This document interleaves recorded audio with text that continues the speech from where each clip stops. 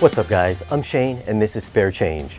Here on the channel, we discuss all things audio and video, like new movies and new AV equipment. So if it's your first time here, consider tapping that subscribe button for new weekly videos. Alright, this is the second video in my rewatch series.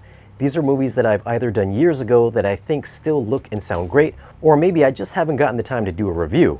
Which brings us to the movie that I just rewatched, 2015's Mad Max Fury Road, on 4K and 3D Blu-ray.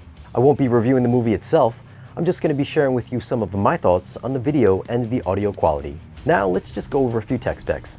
The movie was shot in 2.8K, it's got a 2K DI, it's rated R, runtime is 120 minutes. There's also a 3D version of the movie, but it wasn't shot natively, so it is a 3D conversion. Aspect ratio is 240:1, which means it'll have those black letterbox bars. Yes, I watched both the 4K and 3D Blu-rays, and honestly, I could watch this either way because they're both knockout transfers. As for sharpness and clarity, the 4K version is the clear winner. Environmental textures like individual grains of dirt and sand, the rock formations, and even the clouds get a big boost over the 1080p version.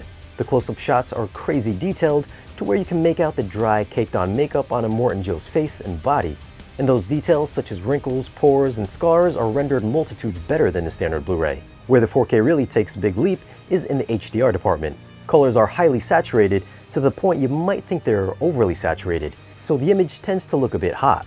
The desert shots are a lot warmer coming from the regular Blu-ray, and those fiery explosions and flames shooting from the exhausts are extremely red and overcooked. The flames can come off a little too CGI looking and sometimes flat. What HDR does is boost the overall picture brightness. It's not one of those dim HDR transfers, it's actually really bright from beginning to end. Expect to see a ton of specular and peak highlights from reflective chrome surfaces, explosions, and anything that might look shiny. Black levels are extremely dark and contrasty and just elevates the image depth and separation. And speaking of image depth, the 3D version, while it doesn't have the same color pop or added resolution, does make for a fun and I think more engaging viewing experience. First off, the color seemed more balanced without the overly cooked color grade. Not that anything is terribly wrong with the HDR version, but you might find yourself preferring the more toned down standard and 3D versions.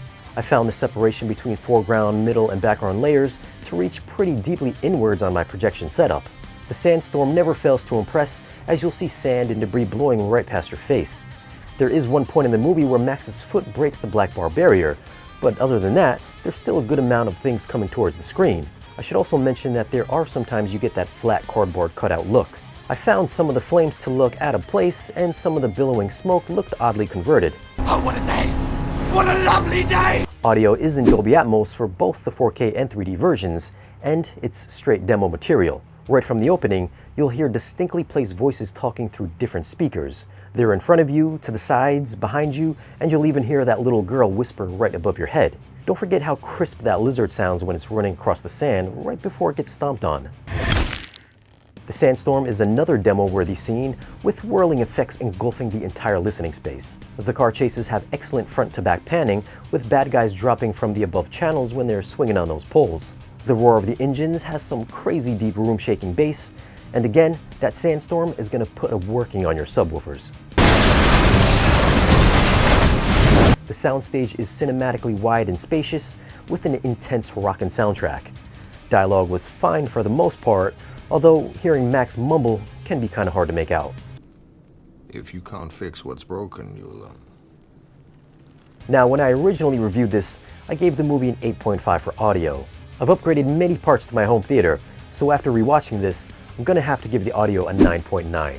This is a killer mix right from the get-go.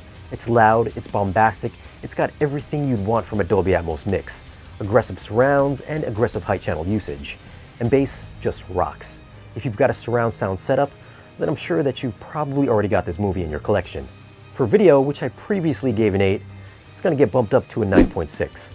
I think the increase in detail over the regular Blu-ray is a noticeable difference. Whether or not you like the way the HDR looks, well, there's no denying the color pops right off the screen, and those crazy highlights are quite the attention grabber.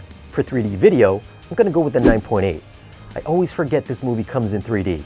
Whenever I put it in for a quick look, I always get stuck watching the entire thing.